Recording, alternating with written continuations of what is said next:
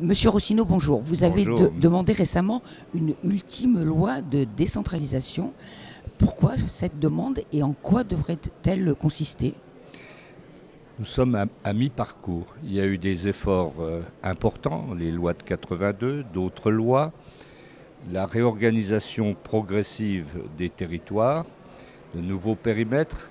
Et à partir du moment où le président de la République a dit qu'il n'y aura pas de nouvelle loi sur l'organisation des territoires, reste posé un problème majeur. Et on le voit bien à l'occasion du débat difficile sur l'évolution des rapports entre l'État et les collectivités sur le plan des finances, la Commission nationale des territoires.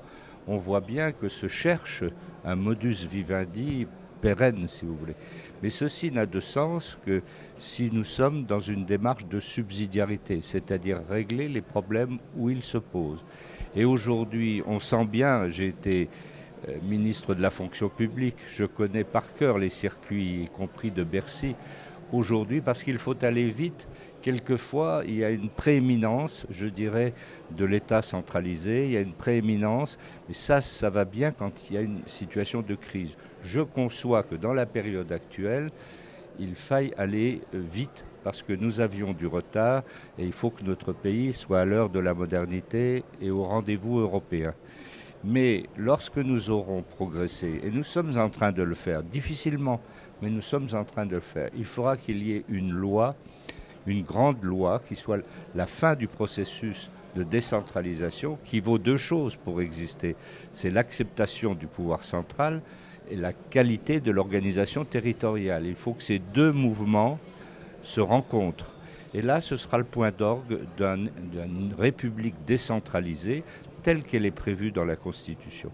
Donc quand je dis in fine, ça veut dire que ce n'est pas parce qu'on va régler des problèmes de dotation de ci ou de ça que le débat sera réglé. Au contraire, il ne fait qu'aller de l'avant. Selon la Cour des comptes, les dernières lois MAPTAM et NOTRe ne sont pas parvenues suffisamment à rationaliser l'architecture institutionnelle et également la répartition des compétences entre collectivités.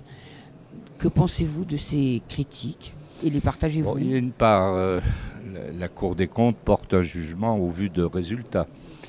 Mais aujourd'hui, il n'y a plus une seule commune de France qui ne soit pas dans une intercommunalité. Et ça, c'est un progrès considérable. Nous étions hors norme en Europe avec 36 000 et quelques communes. Il n'y en a plus que 35 000 maintenant parce que déjà il y a des communes nouvelles. Donc on voit bien qu'aujourd'hui, ce qui va compter, c'est le projet. Maintenant que tout le monde est en intercommunalité.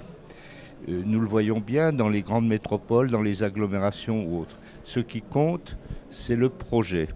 Et c'est parce qu'il y aura projet qu'on pourra faire ce que je préconise, des alliances entre les différentes typologies de territoires. On ne peut pas mettre tout le monde dans une métropole, on ne peut pas laisser tout le monde tout seul. Il faut bien inventer de nouveaux systèmes. Ça prendrait peut-être la forme de pôles métropolitains ou Mais les pôles métropolitains, ça existe. Oui, je sais, oui. Nous en avons aujourd'hui deux dans lesquels la métropole de Nancy évolue. Épinal, Nancy, Metz, Thionville, c'est le sillon lorrain. C'est le premier pôle métropolitain qui date de 2010. Mais nous en avons un aujourd'hui autour du Grand Nancy avec toutes les intercommunalités. Et là, on n'est plus dans une rivalité. On est dans une alliance des territoires. Et c'est ce que veulent nos concitoyens. Et une autre critique de la Cour des comptes, de toute façon, elle est un peu, on va dire, dans son rôle de critiquer, c'est sur le nombre de métropoles. La Cour trouve qu'il y a trop de métropoles, qu'il y a eu une prolifération de leur nombre et que ça va un peu à l'encontre des objectifs qui leur avaient été fixés au départ par la réforme, à savoir d'irradier le plus possible leur territoire et être en concurrence avec leurs homologues européennes. Oui, enfin, les métropoles sont si récentes qu'il est peut-être prématuré que la Cour des comptes puisse formuler un jugement aussi abrupt. Il faut aussi regarder les choses. J'ai entendu tout à l'heure dans le débat une définition stratégique des métropoles. Vous savez, on était si en retard dans l'organisation du pouvoir urbain en France que l'envie d'être métropole a été très forte et elle est toujours très forte. Alors qu'il y ait des métropoles à vocation européenne, par exemple Lille, Strasbourg, Toulouse ou d'autres, c'est une chose, mais il faut des métropoles aussi d'équilibre intérieur. Et en Lorraine, il va y avoir 2 métropoles, Nancy et Metz, et ensemble, nous travaillons dans le sillon lorrain, si vous voulez. Et il y a d'autres métropoles, il y en aura en tout, quand ce sera terminé, 17 ou 18. Ce n'est pas excessif pour une ville, pour un pays de 66 millions d'habitants. Donc ne critiquons pas ce qui est en train de vivre. Je pense que la Cour des comptes ne doit pas que faire des comptes, elle doit aussi faire des propositions.